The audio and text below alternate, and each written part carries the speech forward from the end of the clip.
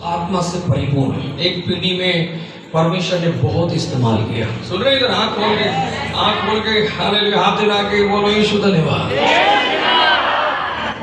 आप सब बहुत अच्छे हैं, लेकिन एक आध है जिसको नींद की आत्मा। एक प्रभु का एक सेवक था, एक दिन प्रार्थना में बैठे हुए थे और परमेश्वर उनके रूम में उतर आए और करीब 1.5 घंटे यीशु मसीह उनसे बातचीत करते रहे।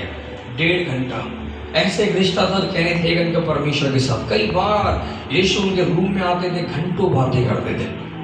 और एक दिन ऐसा हुआ जब वो बातचीत कर ही रहे थे, अचानक उन्होंने एक दर्शन देखा।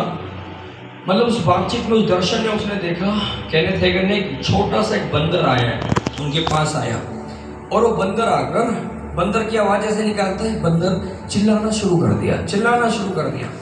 फिर उस बंदर के पास हाथ में कुछ था और यीशु मसीह और केनेथ हेगन के बीच में उसने ऐसे उड़ा दिया और बादल ही बादल, काला बादल छा गया। केनेथ हेगन यीशु को नहीं देख पा रहे लेकिन आवाज सुन रहे। फिर ये बीच बीच में शोर मचा रहा है बंदर, तो लेकिन यीशु क्या बोल रहे ठीक से ये सुन नहीं पा रहे, क्या बात कर रहे। तो केनेथ हेगन ने सोचा, वो केनेथ हेगन को पता ही बंदर नहीं है, दुष्ट आत्मा है, उसके अंदर दुष्ट आत्मा है और दुष्ट आत्मा मुझे परेशान करने की कोशिश कर रहे। तो केनेथ हेगन ने बोला, मैं देख रहा हूं यीशु मेरे सामने खड़े हुए, फिर भी दुष्टात्मा मेरे और यीशु के बीच में आ गया। और वो बोल रहे मैं देख रहा हूं कि यीशु उसे भगा क्यों नहीं रहे। बहुत देर हो गई, वो शोर मचाते जा रहा है, यीशु क्या बोल रहे हैं केनेथ हेगन को समझ में भी नहीं आ रहा है, ये भी परेशान हो रहे। काफी देर हो गई, ये सोचते सोचते कि प्रभु इसको हटाएंगे, परमेश्वर इसको भगाएंगे, लेकिन वो हो ही नहीं रहे।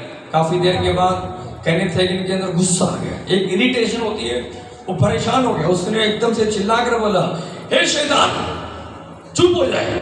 जैसे उसने बोला यीशु के नाम में चुप हो जाए, ये बोलते ही केनेथ हेगन ने बताया, मैंने ऐसा लगा जैसे कुत्ते के एक बहुत जोर से डंडा मारते तो कर्राता है ना, कर्राने लगा दर्द के मारे।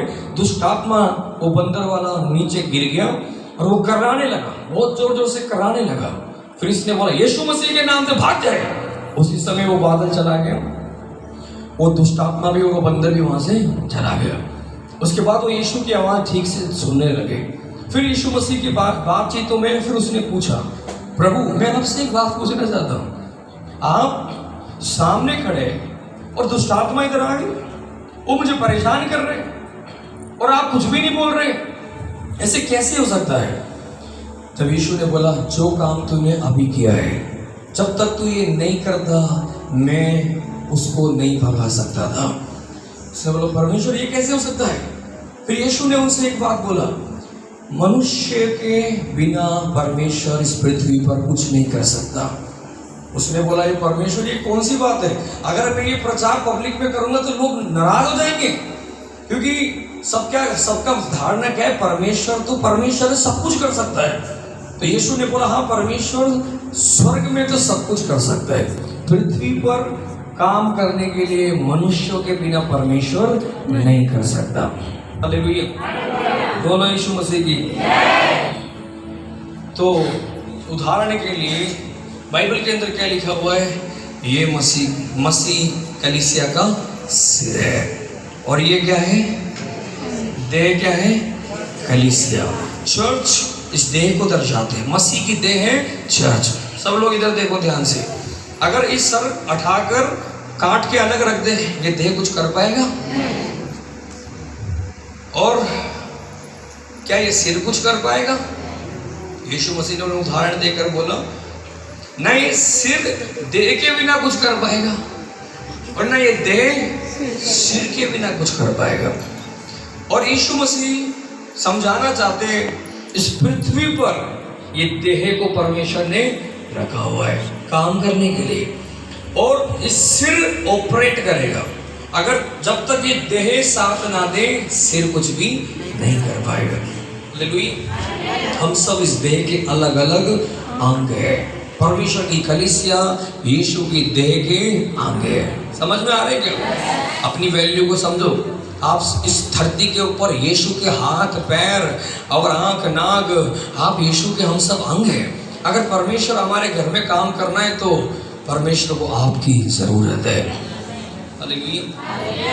जब यीशु मसीह ने उनको बोला जब आप आज्ञा दोगे, यीशु के नाम से दुष्ट आत्मा निकल जाए, जब परमेश्वर उसको भगा सकता है। लेकिन जब आप प्रार्थना करोगे प्रभु दुष्ट आत्मा को भगा दे, या परमेश्वर से उम्मीद करोगे, ऐसे कभी भी दुष्ट आत्मा नहीं जा सकते आपके घर से, आपके परिवार से। सुन रहे? तो आपको आज एक चीज सीखना है। बाइबल के अंदर पूरी नए नियम के अंदर एक अद्भुत चौंकाने वाली एक बात लिखी हुई है। पूरी नए नियम के अंदर कहीं ये नहीं लिखा हुआ आप प्रार्थना